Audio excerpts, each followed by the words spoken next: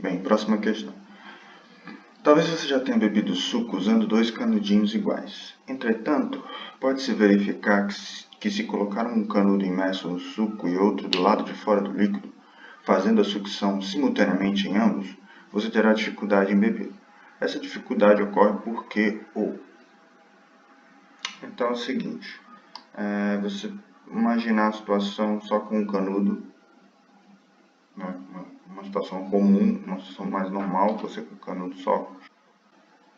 Agora quando começa a sugar o líquido, você não tem uma pressão atmosférica mais dentro da área do canudo. A pressão atmosférica vai fazer o trabalho para você, porque você criou uma diferença de pressão entre a sua boca e a pressão atmosférica. Então essa é a situação normal e por isso que é muito fácil você sugar um suco. Agora na situação que ele propõe, você tem dois canudos e no momento que eu vou fazer a sucção, a diferença de pressão entre a minha boca e a pressão atmosférica é somente a força que eu faço para subir o suco. Em relação à pressão atmosférica, a força que eu faço para fazer a sucção do suco é mínima, ela é desprezível. Por isso que você praticamente não tem diferença de pressão entre a minha boca e a da atmosfera. Então é praticamente impossível você sugar, a não ser que você tivesse uma força absurda. É como se você tivesse sem um canudo tentando sugar o líquido do ar, assim, né? Tentando subir o líquido pelo ar. Praticamente é isso, porque você está lutando contra a pressão atmosférica. Então vamos analisar os problemas. A força necessária para a sucção do ar e do suco simultaneamente dobra de valor. Não. A densidade do ar é menor que a do suco, portanto, o volume de ar aspirado é muito maior que o volume de suco. A densidade do ar é menor que a do suco. Não tem a ver com a densidade, no caso. Né? Tem a ver com a pressão que é exercida, sobre o copo. Né? A velocidade com que o suco sobe deve ser constante nos dois canudos, o que é impossível com os canudos fora. Não, nada a ver também. Tem a ver também com velocidade. É só diferença de pressão. Então, o peso da coluna de suco é consideravelmente maior que o peso da coluna de ar, o que dificulta a sucção do líquido. Não, nada a ver também. Você tem que se apegar nas coisas mais simples da questão, que é uma questão que envolve diferença de pressão. Então, o item é: pressão no interior da boca assume praticamente o mesmo valor daquela que atua sobre o suco. É isso. A força que eu exerço aqui para puxar o suco é mínima comparada com a pressão atmosférica. Então, a pressão no interior da minha boca é praticamente igual àquela que atua sobre o suco. O item correto, então, é o E. O item correto é o E. Vamos para a próxima. Usando o densímetro, cuja menor divisão da escala, isto é, a diferença entre duas marcações consecutivas, é de 5,0 vezes 10 a menos 2 gramas por centímetro a menos 3, ou seja, 0,05 gramas por centímetro cúbico. Um estudante realizou um teste de densidade. Colocou este instrumento na água pura e observou que ele atingiu o repouso na posição demonstrada. Então, essa situação de repouso com água pura. Né? E o que a gente sabe da água? Que a densidade da água é 1 grama por centímetro cúbico. Em dois outros recipientes A e B contendo 2 litros de água pura em cada um, ele adicionou 100 gramas e 200 gramas de NaCl, respectivamente, cloreto de sódio. Né?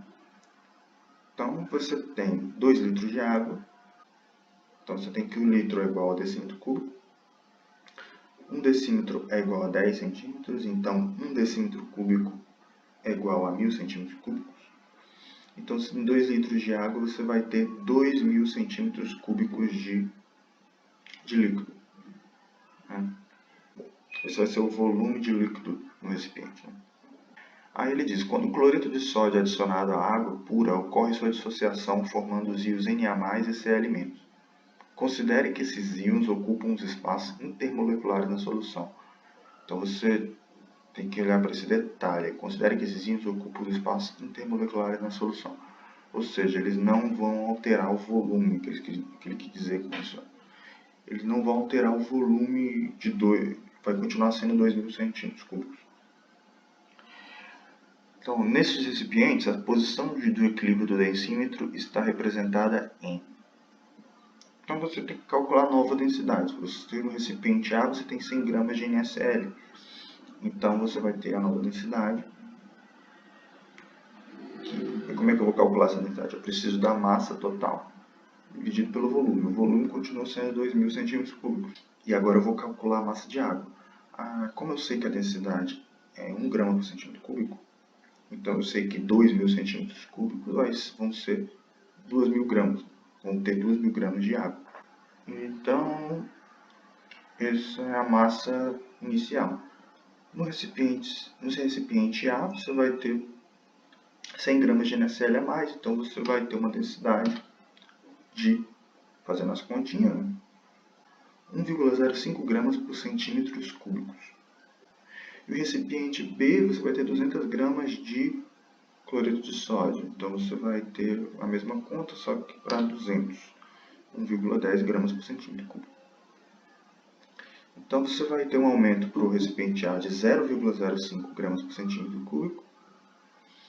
E quando você aumenta a densidade de um líquido, o densímetro que antes estava se você olhar na inicial, você tinha duas faixinhas.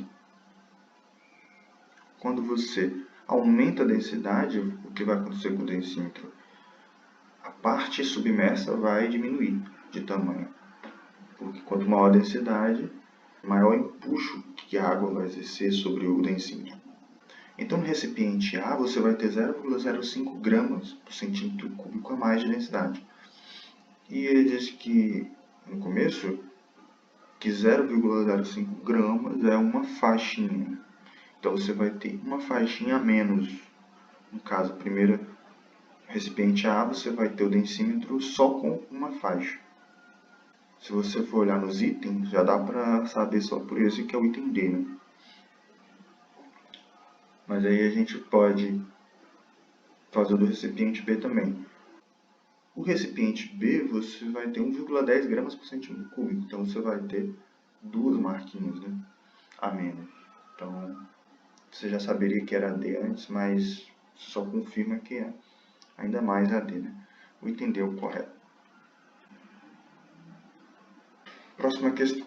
O sonorizador é um dispositivo físico implantado sobre a superfície de uma rodovia de modo que provoque uma trepidação e ruído quando da passagem de um veículo sobre ele, alertando para uma situação atípica à frente, como obras, pedágios ou travessia de pedestres. Ao passar sobre os sonorizadores, a suspensão do veículo sofre vibrações que produzem ondas sonoras, resultando em um barulho peculiar. Considere um veículo que passe com velocidade constante igual a 108 km por hora sobre um sonorizador, cujas faixas são separadas por uma distância de 8 cm. A frequência da vibração do automóvel percebida pelo condutor durante a passagem nesse sonorizador é mais próxima de. Então, pela unidade das respostas, ele coloca em Hz. Então, Hz é SI. Então, a primeira coisa que você pode fazer é transformar essas unidades. O sonorizador nada mais vai ser do que faixas separadas de 8 cm, com uma certa altura, que não foi informado, que vai fazer com que o carro sofra essa trepidação que ele falou, né? E com isso ele vai gerar uma onda, que é uma onda sonora, vai produzir esse ruído peculiar que ele diz. Então, o que você pode achar aqui é o período da onda. Se vocês sabem que a distância entre cada faixa são 8 centímetros, você sabe que o ciclo em que essa onda vai ser formada passa por ele passar pela uma faixa, o veículo ser suspenso, ele vai se locomover até ao encontro da outra faixa, e quando ele tocar na próxima faixa, você começa um outro ciclo. E essa onda vai sendo gerada a partir desses ciclos. Então você pode calcular o período desse ciclo, que é justamente, tem o ΔX, a gente vai somar para o SI, a velocidade que a gente pode transformar também, 30 metros por segundo. E aí você vai calcular o período de tempo que o carro leva para passar de uma faixa para outra, que é justamente o período dessa onda gerada. Com isso você vai achar esse período e simplesmente a frequência vai ser 1 sobre esse período, que é 375 Hz, que é o item C. A próxima questão tem o seguinte enunciado. Ao pesquisar um resistor feito de um novo tipo de material, um cientista observou o comportamento mostrado no gráfico tensão versus corrente. Após a análise do gráfico, ele concluiu que a tensão em função da corrente é dada pela equação V igual a 10I mais I ao quadrado. O gráfico da resistência elétrica R do resistor em função da corrente I é. Então é mais uma questão de aplicação de fórmula. Ele te dá essa relação entre VI por esse gráfico que ele descobriu no experimento e tal. Ele quer a relação entre R e I, o gráfico. Então você usa a lei de Ohm e simplesmente substitui V por RI na relação que ele deu. Com isso você descobre a relação entre R e I, que é uma reta. E a reta que representa essa equação é o item D. A próxima questão é: muitos smartphones e tablets não precisam mais de teclas, uma vez que todos os comandos podem ser dados ao se pressionar a própria tela. Inicialmente, essa tecnologia foi proporcionada por meio das telas resistivas, formadas basicamente por duas camadas de material condutor transparente que não se encostam até que alguém as pressione, modificando a resistência total do circuito de acordo com o ponto onde ocorre o toque. A imagem é uma simplificação do circuito formado pelas placas, em que A e B representam pontos onde o circuito pode ser fechado por meio do toque. Qual é a resistência equivalente no circuito provocada por um toque que fecha o circuito no ponto A? Então o problema é só de achar uma resistência equivalente em circuito eletrônico, né?